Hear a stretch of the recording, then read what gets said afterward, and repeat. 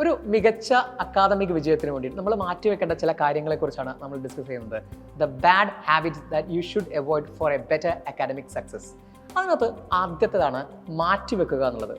നമ്മളെപ്പോഴും പഠനം ഇന്ന് പഠിക്കേണ്ട കാര്യങ്ങൾ നാളേക്കോ അല്ലെങ്കിൽ മറ്റന്നാളേക്കോ മാറ്റിവെച്ച് അവസാനം പരീക്ഷയുടെ തലേന്ന് നമ്മളെല്ലാം കൂടെ പഠിക്കാൻ ശ്രമിക്കും. പക്ഷേ അവിടെ നമുക്ക് വലിയൊരു സമ്മർദ്ദത്തിലാവും, എല്ലാം കൂടെ പഠിച്ചു തീർക്കാൻ പറ്റില്ല, അവിടെ നമ്മൾ പരാജയപ്പെടുകയാണ് ചെയ്യുക.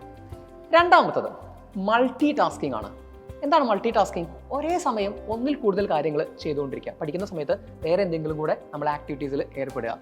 ഇവിടെ നമ്മുടെ കോൺസെൻട്രേഷൻ നഷ്ടപ്പെടും, ഒരുപാട് സമയമെടുക്കും ഒരു ചെറിയ കാര്യം പഠിച്ചെടുക്കാൻ. അതുപോലെ തന്നെ നമ്മുടെ ആ ഒരു ഇൻട്രസ്റ്റും നഷ്ടപ്പെടാൻ സാധ്യതയുണ്ട്. സോ മൾട്ടി ടാസ്കിങ് നമുക്ക് ഉപേക്ഷിക്കേണ്ടതാണ്. മൂന്നാമത്തെ കാര്യം എന്ന് പറഞ്ഞാൽ സ്ഥലമാണ്.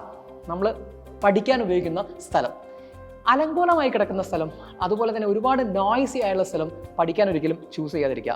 പ്രത്യേകിച്ച് നമ്മുടെ ബെഡ്റൂമുകൾ ഒഴിവാക്കുക. കട്ടിൽ കാണുന്ന സമയത്ത് ഉറങ്ങാനുള്ള ടെൻഡൻസി നമുക്ക് കൂടുതലായിരിക്കും. അതുപോലെ ചാരി ഇരുന്ന് പഠിക്കാതിരിക്കാനും വേണ്ടിയിട്ട് നമ്മൾ നല്ലോണം ശ്രദ്ധിക്കണം. സ്റ്റൂളാണ് എപ്പോഴും ഐഡിയൽ ആയിട്ടുള്ള ഒരു സാധനം. നമ്മൾ എങ്ങാനും പുറകോട്ട് പോകുമോ എന്നൊരു ഭയത്താൽ നമ്മൾ എന്ത് ചെയ്യും, വളരെ കോൺഷ്യസ് ആയിട്ട് പഠിക്കാൻ സാധ്യതയുണ്ട്. അടുത്തത് നമ്മൾ ശ്രദ്ധിക്കേണ്ടത് ഒരു വ്യക്തമായ പ്ലാൻ ഉണ്ടാവണം. ഒരു സബ്ജക്റ്റിന് എത്ര സമയം കൊടുക്കണം എന്നതൊക്കെ നമ്മൾ ആദ്യമേ കാൽക്കുലേറ്റ് ചെയ്തിട്ട് വേണം നമ്മൾ പഠിക്കാൻ വേണ്ടിയിട്ട്. അങ്ങനെയാണെങ്കിൽ എല്ലാ സബ്ജക്റ്റിനും ഈക്വൽ ആയിട്ടുള്ള ഇമ്പോർട്ടൻസ് കൊടുത്തുകൊണ്ട് നമുക്ക് മുന്നേറാൻ സാധിക്കുകയുള്ളൂ. അടുത്തതായിട്ടുള്ളത് നമ്മളെ ഭക്ഷണം ഒഴിവാക്കലാണ്.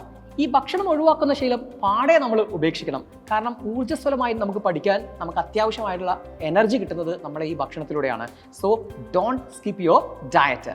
അടുത്തത് നമ്മൾ കണ്ടിന്യൂസ് ആയിട്ട് പഠിക്കാതിരിക്കുക എന്ന് വെച്ചാൽ കൃത്യമായ ഇടവേളകൾ കൊടുക്കുക എന്നുള്ളതാണ്. ഒരാൾ കണ്ടിന്യൂസ്ലി പഠിക്കുന്ന സമയത്ത് അയാളുടെ പഠനത്തിലെ കാര്യക്ഷമത കുറയാൻ സാധ്യതയുണ്ട്.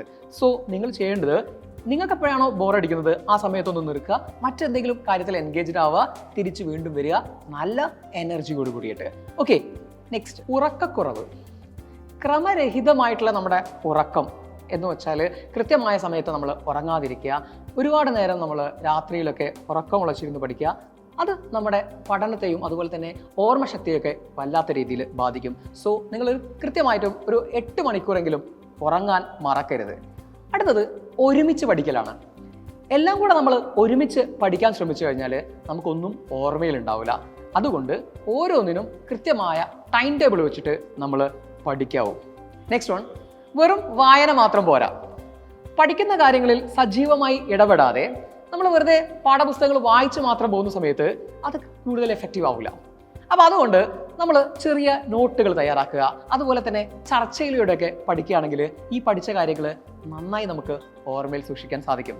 ഓക്കെ, അപ്പോൾ ഇത്രയും പോയിന്റുകളൊക്കെ നിങ്ങൾ ശ്രദ്ധിക്കുകയാണെങ്കിൽ വരാൻ പോകുന്ന പരീക്ഷകളിൽ മികച്ച വിജയം തന്നെ നിങ്ങൾക്ക് സാധ്യമാകും. Okay, all the best.